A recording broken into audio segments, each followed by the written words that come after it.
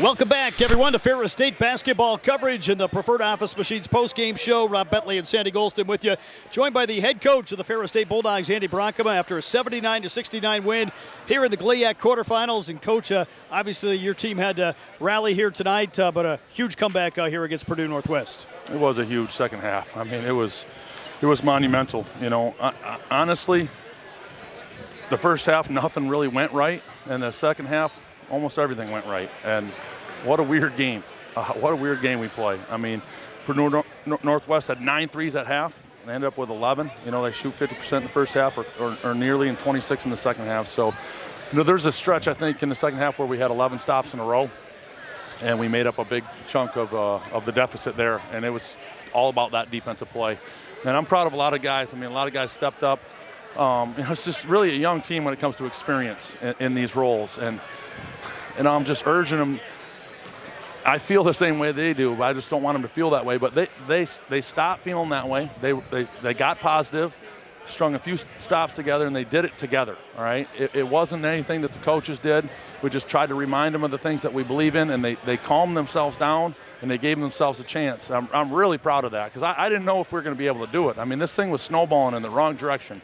And, you know, it was amazing that they grouped together and did that. And, you know, Veas with his shoulder, you know, it's getting healthier, but he gave us everything he had, and then some. And then, you know, Solo didn't practice this week. You know, it's been having back spasms, but he comes out there and gives us, you know, everything he has. And, you know, Ethan, you know, he knocks down 4 free throws with a stinger in his arm. He can't even move his left arm. I'm just proud of these guys, and you know, the defensive effort that Amari and Jimmy put on Cooper, who's one of the most talented players, and you know, just for Dylan to be on fire, so on fire, like when we were right there, and you know, then we get a little closer and we foul him on a 3-pointer. So it's like, what do we do, coach? You know, it's like, hey, just stick with the game plan.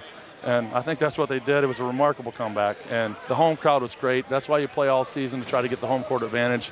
I mean, the student athletes that came out, the students that came out, you know, we didn't give them anything to cheer for early, but finally we gave them something to cheer for, and then this place started to, you know, to help us out again. And, you know, that's going to be our last one here, you know, as we're on to the Final Four now in the GLIAC, and we're happy to win a tournament game. It feels good. Obviously, not only do you advance in the GLIAC tournament here, but with the win, certainly helps your NCAA tournament cause as well. A first-round loss would have been maybe hard to overcome, so certainly a win's going to help you moving forward in the NCAA tournament. Yeah, no question on that. It's the time to build your resume at the end of the year. You know, I don't know why. You know, it's a full body of work, really, but the games at the end of the year seem to mean more.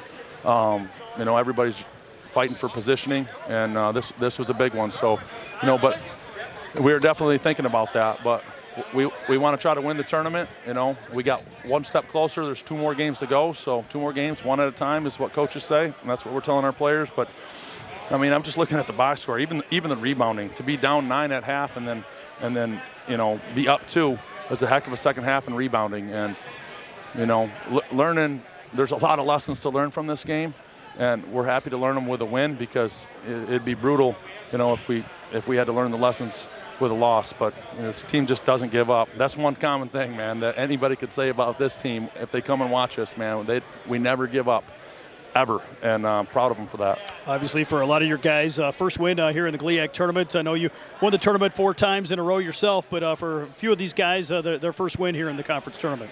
Yeah, it's been a while. We've lost 4 opening round games, 3 of them at home, 1 in the COVID tournament, and you know, it's good to get this one. And I saw a couple guys here, and I saw Noah King in the front row. He doesn't know what it's like to lose in the GLIAC tournament, and that's just a crazy stat, honestly. You know, for that group to go through and never lose a GLIAC tournament game, they really, you know, they set us up dirty, because that's not going to happen again. That was the expectation. But you know, I'm very happy. I'm very happy, and I can't give enough credit to our players, because honestly, it got to a point where there was nothing more the coaches could say. It was just a broken record, and it was just almost getting annoying. And it was just for them to say enough is enough, and they did it. And you know, I believe in them, but I didn't know, and they did it, and I'm impressed with that. I'm really impressed with that. Obviously, we wait to see how the final game in the GLIAC tournament quarterfinal round shakes out with Parkside still playing tonight. But certainly, regardless of where you go or where the next game is, I know your team happy to still be playing here in March Madness. You know, there will be a day, you know, and I hope not. We're going to work hard in all of our positions. There will be a day, though, when we're not playing in March. And that'll be a sad day, and we'll all feel terrible. But any game we can get in March, okay, is special, and we can't forget it. We played in March, and it's a big deal. It's a really big deal. And there's great coaches all over the place and great players that don't get that opportunity, or they get it, you know, once or twice in their career. So it's wonderful to play in March in the postseason and just to feel those highs and lows. And, you know, it's great for young men, too, because it's just like you can learn a lot from how you feel in these moments. The ups, the downs, the stresses of it, the discipline of it, and it helps them later on in life, too. Well, Coach, thanks for the time. Congrats on the win, and we'll talk to you again on Saturday. All right. Thanks, Robert.